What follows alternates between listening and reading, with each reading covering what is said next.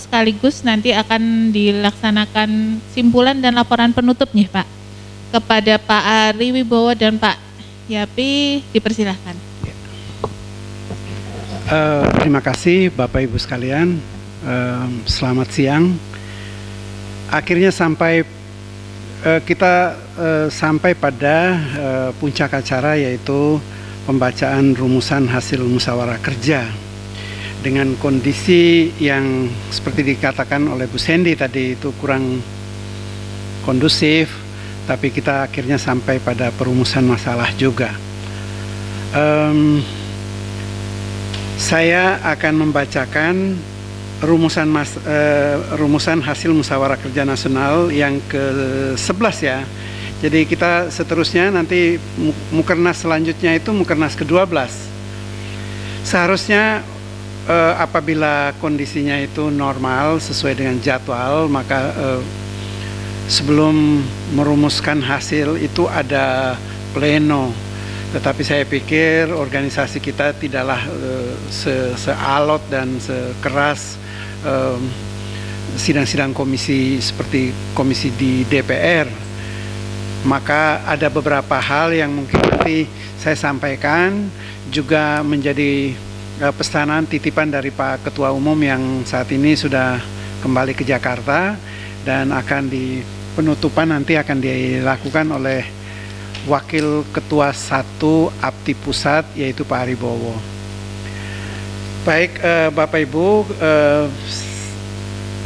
hasil musyawarah kerja nasional dan seminar nasional ya, bukan seminar internasional. Nanti saya edit lagi sebelum saya kirim ke grup APTI Pusat. Organisasi kita itu bukan afiliasi, ada kesalahan teknis itu, afiliasi Penerbit Perguruan Tinggi Indonesia. Pelaksanaannya di Yogyakarta tanggal 11 sampai 13 November, maka rumusannya sebagai berikut. Musyawarah Kerja Nasional atau Mukernas ke-11 tahun 2020 dilaksanakan di LPP Convention Hotel Yogyakarta tanggal 11 sampai 13 November 2020. Mukernas ini diisi dengan seminar dan pembahasan rencana kerja APTI tahun 2020 dan sampai 2021.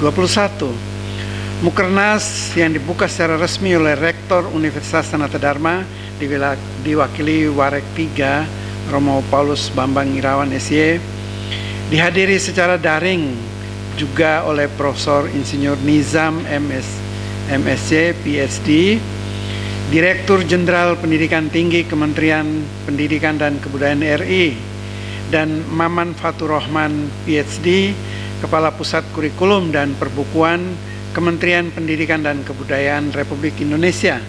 Kedua pejabat ini memberikan pengarahan di dalam Mukernas kita.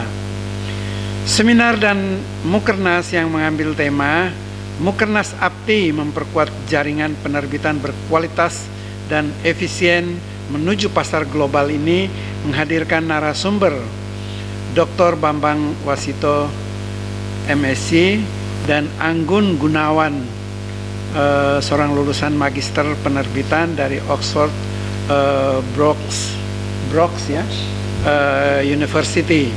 Materinya sangat menarik, tetapi justru listriknya mati tadi. Sangat disayangkan. Setelah mendengar berbagai masukan, arahan, dan pandangan-pandangan akademis selama berlangsungnya Mukernas APTI 2020 ini, kami merumuskan beberapa persoalan sebagai berikut. 1. Perguruan tinggi adalah benteng terakhir pembangunan peradaban bangsa. Penerbitan perguruan tinggi perlu menerbitkan buku yang bermutu, murah, dan merata. Dunia perbukuan harus ditempatkan pada posisi yang tinggi. Karena itu, penguatan dunia perbukuan perlu dilakukan secara bersistem, mulai dari Undang-Undang Perbukuan Nomor 3 Tahun 2017, PP 75 2019, dan masih perlu diturunkan ke dalam Permen yang merumuskan strategi pengembangan perbukuan yang melibatkan penerbit perguruan tinggi. Dengan demikian, negara perlu dihadirkan di dalam dunia penerbitan buku perguruan tinggi, termasuk organisasi profesinya, yaitu Afiliasi Penerbit Perguruan Tinggi Indonesia, APTI. Nomor 2, itu rekomendasi nomor 1. Nomor 2, industri perbukuan saat ini sedang menghadapi dua tantangan berat, yakni A. Kehadiran pandemi COVID-19 yang menutup jalur utama pemasaran maupun proses produksi buku. Tutupnya toko-toko buku, sekolah, perguruan tinggi, dan terhentinya pengadaan buku oleh dinas atau perpustakaan membuat dunia perbukuan semakin sulit. B. Dunia perbukuan juga semakin melemah karena pembajakan buku merajalela di semua level pemasaran perbukuan, baik daring maupun luring, baik di toko-toko buku maupun lapak-lapak online. Kondisi ini diperparah dengan maraknya peredaran ilegal buku-buku digital dalam bentuk PDF. Untuk menciptakan ekosistem dan iklim perbukuan yang lebih sehat, APTI berharap pemerintah membantu memberantas pembajakan buku melalui penegakan hukum, kampanye sadar hak cipta kepada masyarakat, dan penyusunan regulasi yang diperlukan mengingat pesatnya perubahan teknologi informasi. Ketiga, kami menyadari bahwa sudah saatnya penerbit-penerbit perguruan tinggi tidak lagi hidup melalui pendanaan kampus, melainkan menjadi lembaga yang mandiri, bahkan menjadi sumber income bagi perguruan tinggi. Akan tetapi kami juga menyadari bahwa kekuatan finansial masing-masing penerbit perguruan tinggi sangat bervariasi dan sebagian besar belum memiliki kemampuan finansial yang memadai. Untuk itu, kami APTI ini mengusulkan kepada pemerintah, khususnya kepada Dirjen Pendidikan Tinggi dan lebih khusus Puskurbuk, untuk merancang skema hibah penerbitan buku bagi penerbit-penerbit yang memenuhi syarat yang ditentukan. APTI bersedia memberi masukan mengenai skema hibah ini. 4. Agar eksistensi dan kiprah penerbit perguruan tinggi semakin kuat dan memberikan kontribusi positif bagi kemajuan dunia perguruan tinggi di tanah air, kami mengusulkan kepada Dirjen Pendidikan Tinggi agar memberikan pengakuan terhadap APTI sebagai sebuah lembaga penerbitan buku perguruan tinggi. Sampai dengan tahun 2022 ini, beberapa pedoman penting seperti penilaian angka kredit dosen dan panduan penelitian dan pengabdian kepada masyarakat edisi ke-13, lembaga yang disebut dan diakui sebagai penerbit buku hanyalah IKAPI. 5.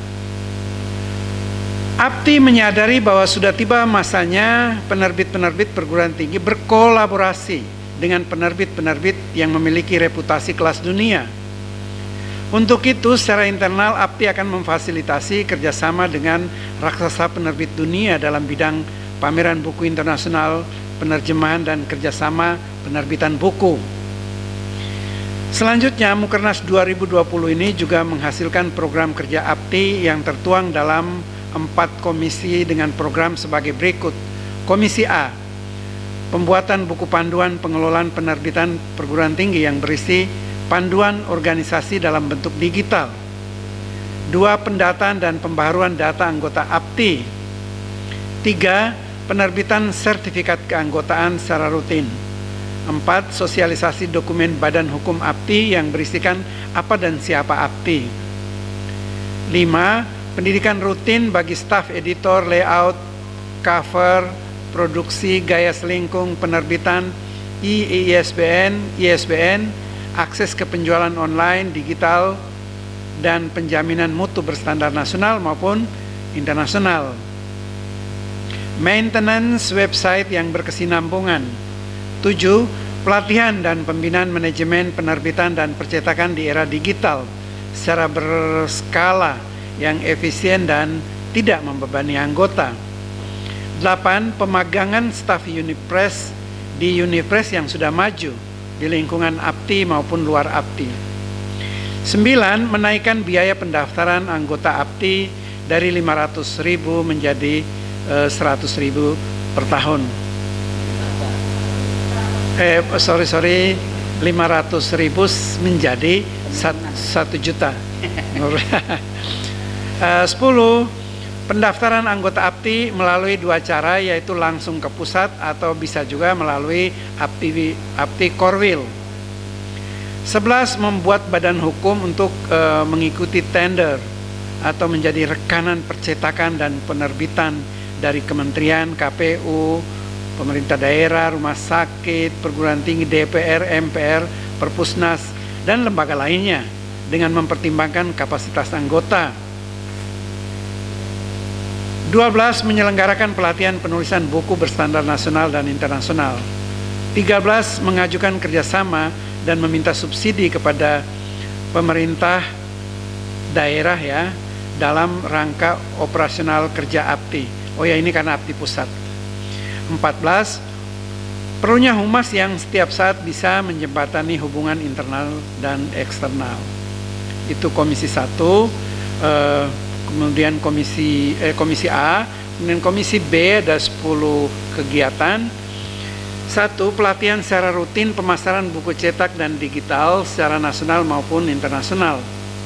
Kedua, membuat aplikasi digital untuk menjual buku ya melalui tender order dengan perpustakaan nasional dan lembaga negara lainnya. 3.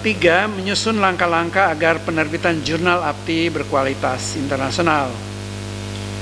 4.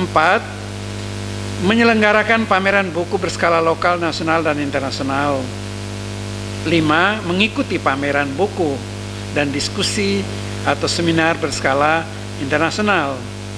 6. Pengembangan inkubator bisnis, khususnya manajemen bisnis penerbitan. 7. Memfasilitasi pembuatan katalog bersama. 8. Program penjualan buku murah 2 kali dalam 1 tahun atau tiap masa ajaran baru dilaksanakan program ini. 9. Penjualan buku antar anggota APTI. Dan 10. Mendata konsorsium-konsorsium yang bisa diajak bekerja sama dalam bidang perbukuan. Komisi C ada beberapa kegiatan. 6. Membuat press release mengenai perkembangan APTI ke berbagai media massa. 2. Membuat media informasi digital sesegera mungkin. Website ini maksudnya. 3. Menjalin kerjasama dengan berbagai lembaga translator untuk memfasilitasi penerbitan naskah buku dan jurnal. 4. Melakukan roadshow menyampaikan pentingnya Unipres ke Komisi 10 DPR, Kementerian Pendidikan, kementerian lainnya, Perpustakaan Nasional, pemerintah daerah, DPRD, dan sebagainya. 5. Kerjasama yang erat antara APTI, IKAPI, dan lembaga penerbit lainnya. Jadi IKAPI bukan musuh tapi rekanan kerjasama. Yang keenam, menjalin kerjasama dengan lembaga perbukuan dan lembaga lain di skala internasional. Komisi D hanya ada 5 usulan kegiatan. 1. Pembentukan lembaga akreditasi penerbit. 2. Melakukan sosialisasi tentang lembaga tersebut, lembaga sertifikasi profesi. 3. Melaksanakan akreditasi pelaku penerbitan, tempat uji kompetensi. 4. Merancang program pelatihan penerbitan. 5. Melaksanakan proses pelatihan penerbitan. Kemudian ada beberapa rekomendasi yang perlu kita sampaikan karena laporan kita ini akan sampai ke bahkan ke tingkat menteri nantinya. 1. Rekomendasi yang pertama, APTI Pusat perlu sesegera mungkin meminta Puskurbuk untuk memfasilitasi kegiatan prakonvensi dan konvensi nasional untuk SKKNI dalam buku pendidikan dan SKKNI buku elektronik. Yang kedua, perlu sesegera mungkin diwujudkan website APTI Pusat dan melanjutkan penerbitan jurnal penerbit perguruan tinggi Indonesia sebagai media komunikasi dan informasi yang nomor perdananya sudah dibagikan ini. Yang ketiga, perlu segera diwujudkan platform pemasaran buku elektronik melalui e-book APTI. Ini kemarin diusulkan oleh UI, Universitas Indonesia Press, dan Pak Pur meminta untuk memasukkannya ke dalam hasil rekomendasi ini. Kemudian yang terakhir, rekomendasi penyelenggaraan Mukernas 2021 biasanya dalam forum ini kita tentukan, tetapi tadi karena Pak Pur harus kembali ke Jakarta, kemudian terjadi lobby-lobby di ruang makan itu, kemudian ditetapkan, diusulkan dan sudah ditetapkan, dan sebetulnya Makassar sudah menyetujui untuk menjadi tempat penyelenggara Mukernas 2021, tentu Korwil Sulawesi, dan waktu penyelenggaraan itu kembali normal, yaitu setiap Oktober, setiap tahun. Ini menjadi November, 2000. Ini ada beberapa tipe, saya akan perbaiki dulu sebelum saya kirim naskah ini ke grup WA APTI Nasional. Ya, tahunnya, ya tahun 2021. Demikian hasil Musyawarah Kerja Nasional 2020 APTI Pusat yang akan disampaikan kepada pihak-pihak terkait untuk mendapat perhatian, dukungan, dan kerjasama. Ini dilaporkan di Yogyakarta, ini Ketua Panitia, kemudian Ketua Umum APTI sudah dibaca juga oleh Pak Purnomo, dan Pak Purnomo secara prinsip menyetujui laporan ini. Demikian pembacaan rumusan hasil Mukernas 2020.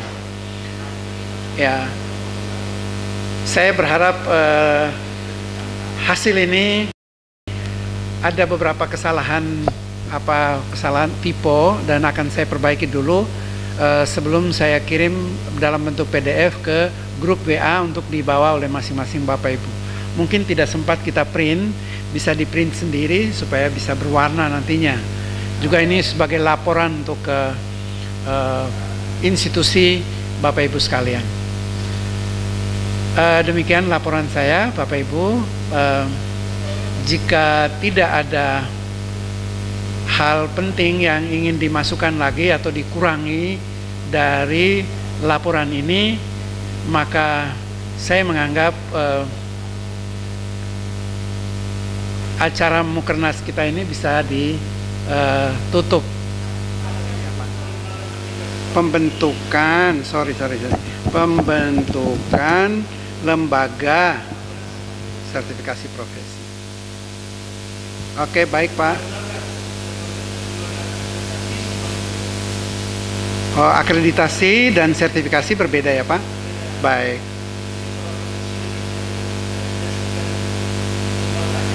Ya. Oh ya. Oh, penerbit ini individu ya Pak? Oh ya, lembaga. Oh, sedangkan ini individu. Beda ya.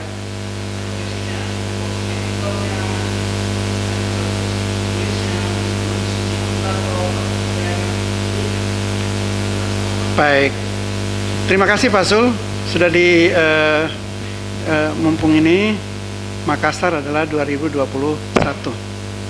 Oke, ya Bu Nani.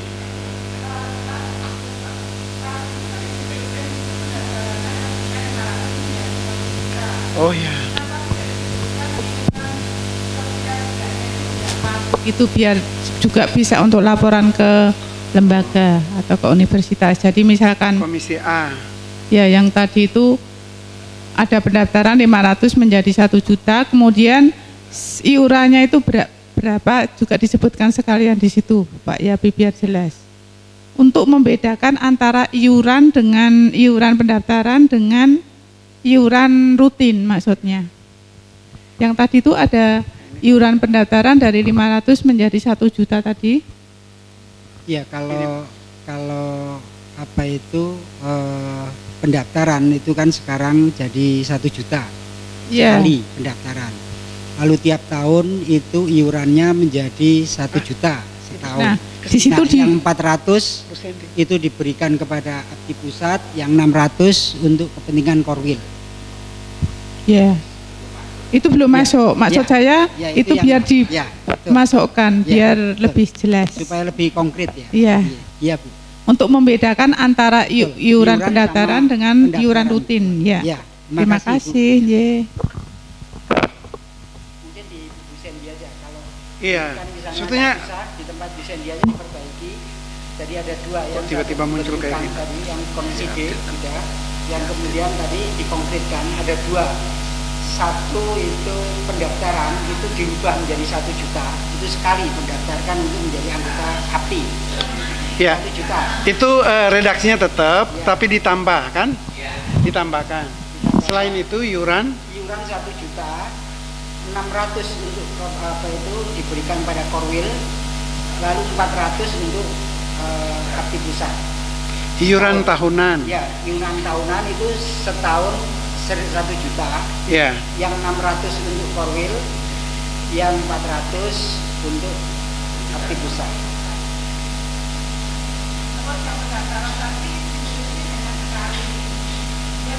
Ya. Ya, itu sekali seumur hidup. Selamanya ya. Ya. Yang iuran per tahun.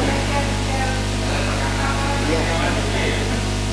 Saya kalau sudah biru itu repot, deg-degan saya itu.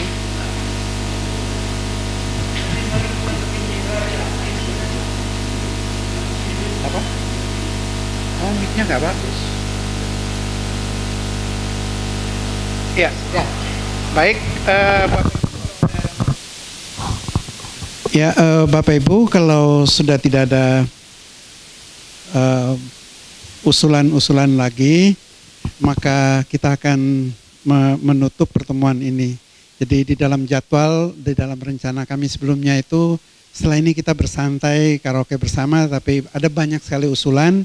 Ini jam 4, jadi masih ada waktu untuk cari oleh-oleh atau jalan-jalan ke Malioboro.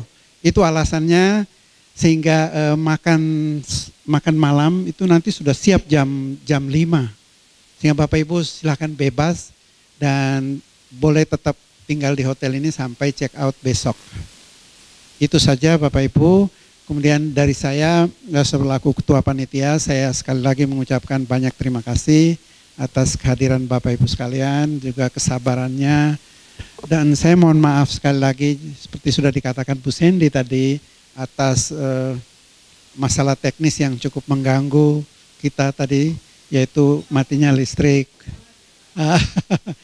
Saya harap Bapak Ibu kembali ke tempatnya masing-masing dengan mengingat hal-hal yang menggembirakan tentang Yogyakarta, tentang kelenturan tarian Ramayana tadi malam itu, dan pemandangan yang mempesona, ya, Candi Prambanan. Yang baik-baik aja yang dibawa. Soal listrik itu saya tidak bisa apa-apa, saya sangat keringetan karena saya marah dan lain-lain itu. Tapi ya saya harap kita bisa memaklumi ini. Bapak Ibu, sekali lagi saya mengucapkan terima kasih dan selamat jalan. Silakan masih tinggal di hotel ini atau mau jalan-jalan dan atau mau check out, Bapak Ibu bebas. Dan akhirnya saya akan serahkan ke Pak Ari mewakili Pak Pur untuk menyampaikan pesan dan kemudian menutup pertemuan ini secara resmi. Silakan Pak Ari.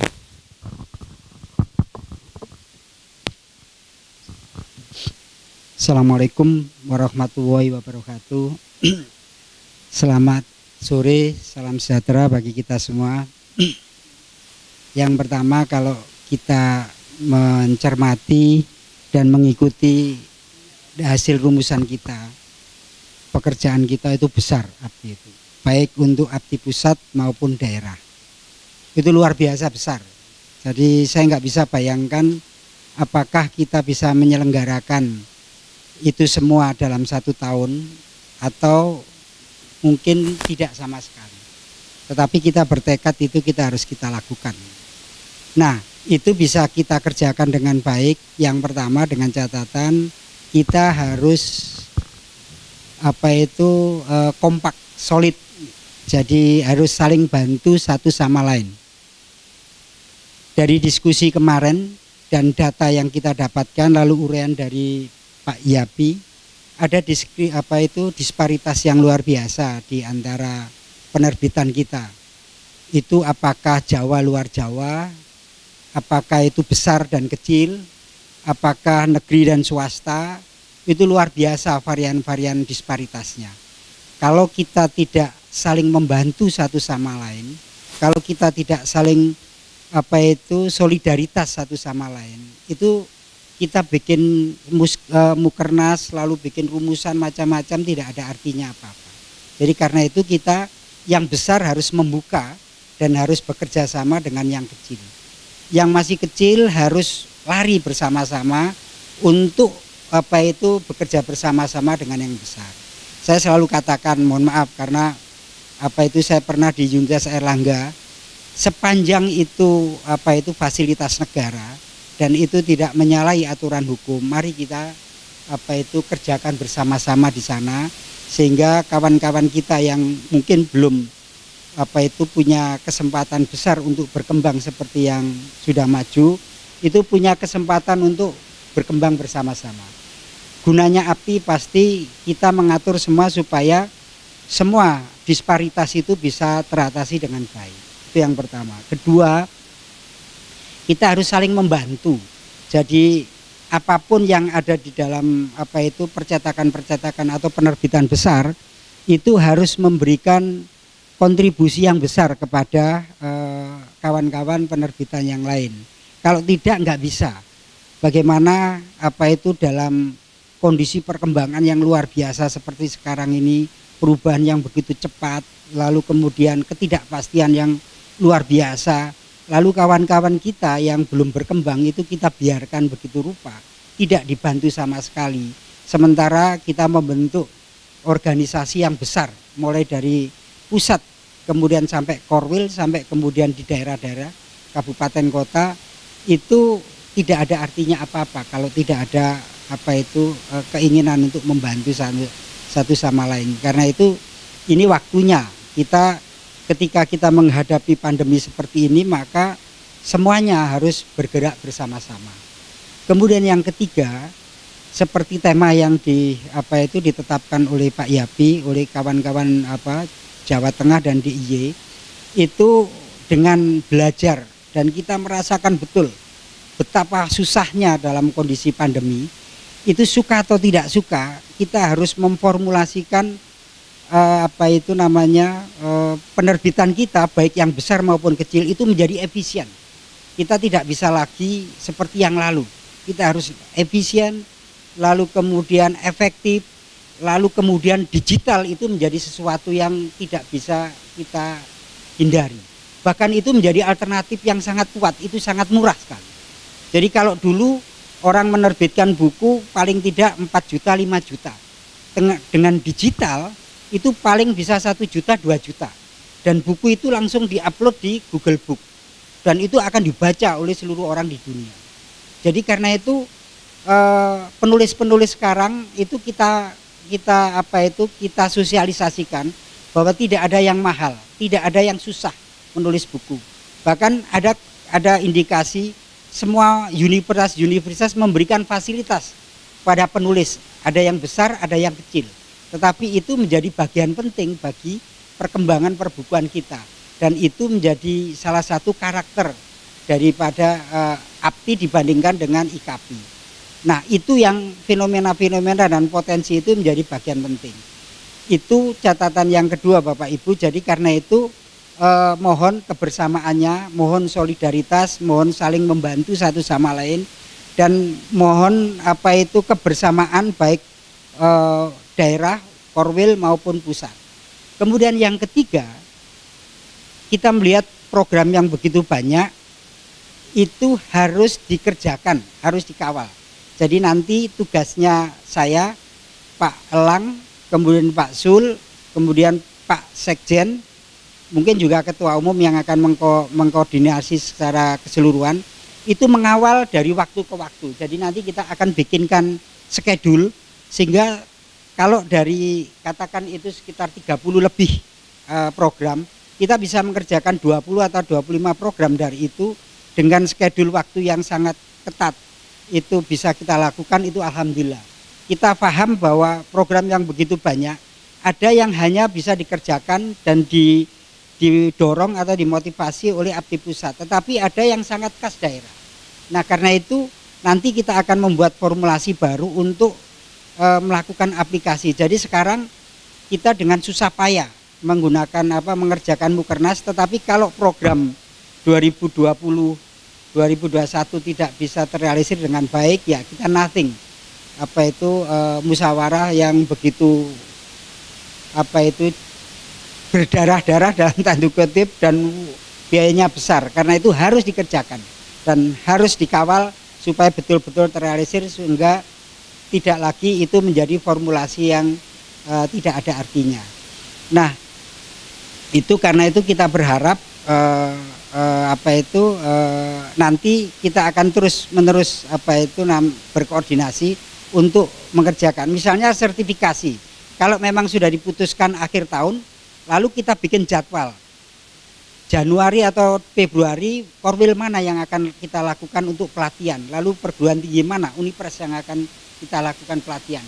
Apakah sebelum dilakukan sertifikasi itu ada semacam pelatihan-pelatihan dulu atau semacam sosialisasi tertentu, sehingga dan itu kewajiban APTI pusat untuk memberikan pendampingan sehingga ketika sertifikasi itu daerah-daerah itu menjadi siap, tidak dibiarkan begitu rupa.